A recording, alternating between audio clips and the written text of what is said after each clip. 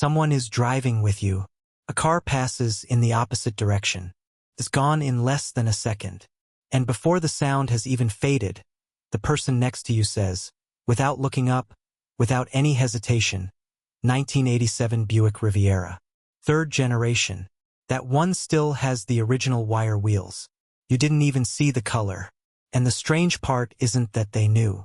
The strange part is that they weren't even trying. Came out the way someone says it's raining when they glance out a window. Automatic. Effortless.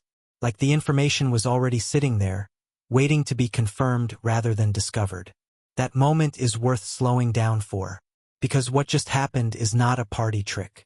It's the visible surface of something that went very deep, very early, shaped by forces most people never think to examine. Here's what nobody tells you about the human brain. It doesn't treat all information equally. From the time you're born, your brain is quietly running a sorting process. This matters. This doesn't. This is worth storing. This can be let go. And the mechanism doing the sorting isn't logical. It's emotional. Whatever your environment signals as important, as exciting, as tied to belonging or safety or reward, that's what gets filed away carefully. Everything else gets compressed, blurred, eventually dropped. For a certain kind of person, cars entered that emotional category very early. Not as machines, as meaning. Think about what a car represented in the American landscape for most of the last century. It wasn't just transportation. It was the physical shape of freedom. It was what a father worked overtime to afford.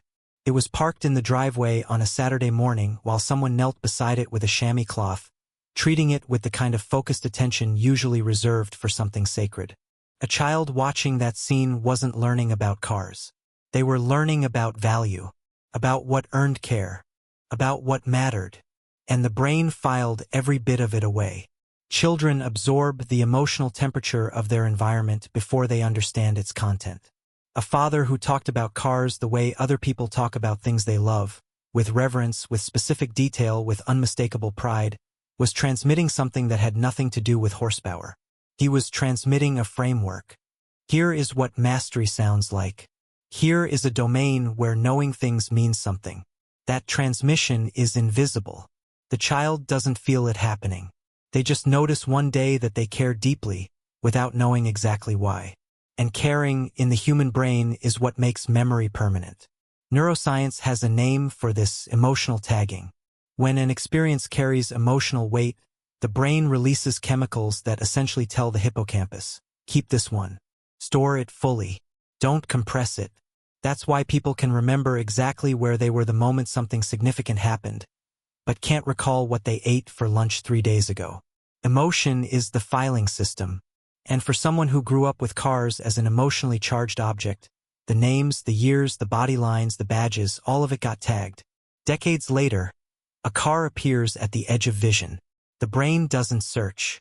It recognizes. The file is already open. This is what people on the outside misunderstand when they watch someone like this in action. They assume it's memorization. They imagine someone sitting with a book, drilling facts, building a database through deliberate effort. But that's not how deep expertise works. Deep expertise isn't stored the way a phone number is stored. It's stored the way a face is stored, instantly available, pattern-matched before conscious thought even has time to form. Cognitive psychologists call this chunking. A novice looks at a car and sees a car. An expert looks at the same car and sees a cluster of specific signals: the angle of the C-pillar, the shape of the taillights, the stance of the body, and the brain collapses that entire cluster into one single recognition event.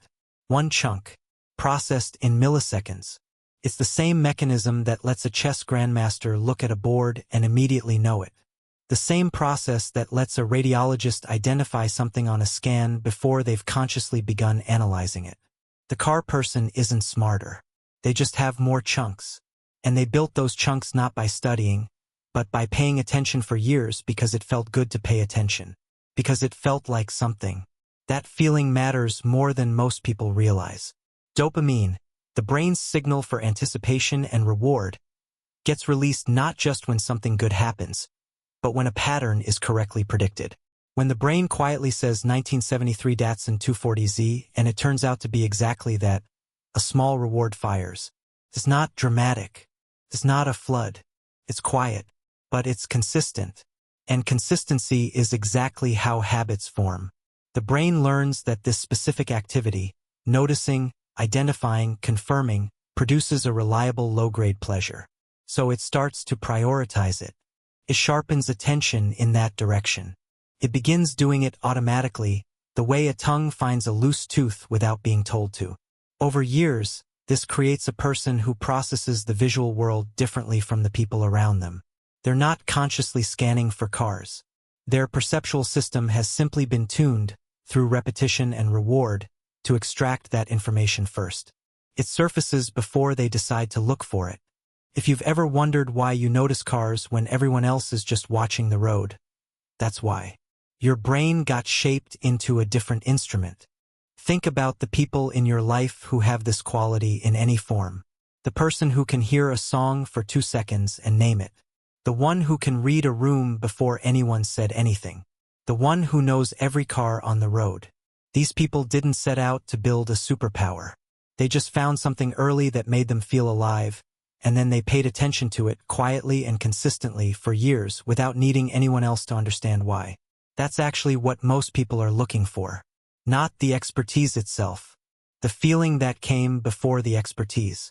The feeling of caring about something enough that it starts to shape you. Most people give up on that before the shaping happens. What people on the outside see is obsession.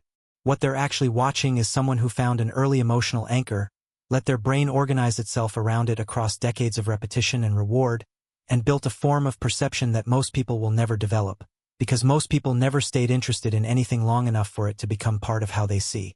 The car passes. The name comes out before the thought forms. That isn't just memory. That is what a mind looks like when it has spent years loving something quietly, without recognition, without applause, without needing a reason. The person next to you wasn't recalling the Buick. They were being, for a fraction of a second, exactly who they've always been. If this video made you see car people a little differently, or made you see yourself a little differently, subscribe. Every week, this channel goes deeper into the psychology behind the behaviors everyone notices but nobody takes the time to actually explain. The patterns that shape who you are before you even realize it's happening. That's what this is for.